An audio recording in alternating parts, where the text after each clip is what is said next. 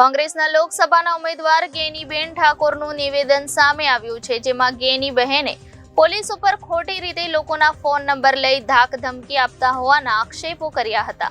કોંગ્રેસના લોકસભાના ઉમેદવાર ગેનીબેન ઠાકોર દ્વારા જણાવ્યા અનુસાર પોલીસ કોંગ્રેસના આગેવાનોના નંબર લેવા લોકોને ફોન કરી રહી છે, તો જેના ઉપર પોલીસના ફોન આવે એ નંબરો રાખજો।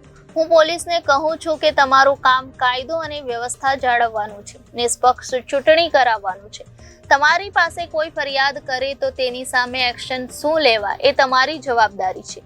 કોઈ કોંગ્રેસના આગેવાનના ફોન લઈને એનું કલેક્શન કરવાની અને ધાક ધમકી આપવાની જરૂર તમારે નથી।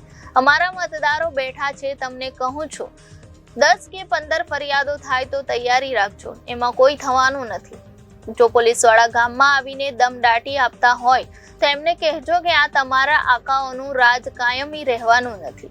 8મી તારીખ સુધી તમને સારી રીતે જગ્યાએ નોકરીએ મૂકવાની વાત કરશે, તમને ફૂલાવશે, પણ નોકરી તમારે 58 વર્ષ સુધી કરવાની છે। તમને પગાર કોઈ ભાજપ નથી આપતી, તમે પ્રજાના પરસેવાનો પગાર મળે છે, લોકોના ટેક્સના પૈસાનો પગાર મળે છે। અમે ગાંધીજી વિચારધારાવાળા છીએ, કાયદાને સન્માન આપીએ છીએ, તો પણ કાયદાનો ભંગ કરીને કોઈને દબાવવાનો પ્રયાસ કરશો તો તમે જેવા છો એવા અમને થતા વાર નહીં લાગે। એમ પાલનપુરના સાંભળી ગામે સભામાં ગેનીબેન ઠાકરે પોલીસને આવી ચીમકી આપી હતી। તો જેના ઉપર ફોન આવે એ ફોનના નંબર રાખજો અને મીડિયાના માધ્યમથી હું પોલીસ વાળાને કહેવા માંગુ છું કે તમારું કામ કાયદો અને વ્યવસ્થા જાળવવાનું છે, નિષ્પક્ષ ચૂંટણી કરાવવાનું છે। તમારી સામે કોઈ ફરિયાદ કરે તો એના એક્શન શું લેવા એ કામની જવાબદારી તમારી છે। કોઈ કોંગ્રેસના આગેવાનોના ફોન લઈ અને તમારે એનું કલેક્શન કરવાની જરૂર નથી અને ધાક ધમકી આપવાની જરૂર નથી। આ મારો ક્ષત્રિય અને આ સમાજને મારા મતદારો બેઠા 5, 25, 5, 10, 15 એફઆઈઆર થાય ને તો બાપુ તૈયારી રાખજો, એમાં આપણે કાંઈ ઓલું દવાનું નથી।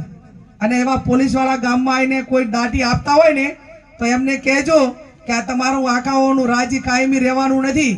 એ તમે 8મી તારીખ સુધી તમને સારી જગ્યાએ મૂકવા માટેની વાતો કરશે, તમને ફૂલાવશે, પણ નોકરી તમારે 58 વર્ષ કરવાની છે અને 58 વર્ષ નોકરીનો પગાર એ તમે ભાજપનો પગાર નથી લેતા, તમે પ્રજાના પરસેવાનો પગાર લ્યો છો।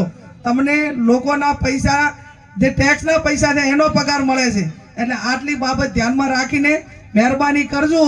અને મેં કીધું એમ કે અમે ગાંધી વિચારધારાવાળા છે, કાયદો વ્યવસ્થાને માનીએ છીએ, બધાને સન્માન આપીએ છીએ, પણ છતાં તમે તો કાયદાને ઓવરટેક કરીને, નિયમોને ઓવરટેક કરીને ક્યાંક ને ક્યાંક કોઈને દબાવવા માટેના પ્રયત્નો કરશો તો પછી તમે જેવા છો એવા અમને થવામાં વાર લાગશે નહીં। એટલી વાત કહીને આપ સૌનો આભાર। જય હિન્દ, જય ભારત। રિપોર્ટર થાનાજી રાજપૂત, બનાસકાંઠા।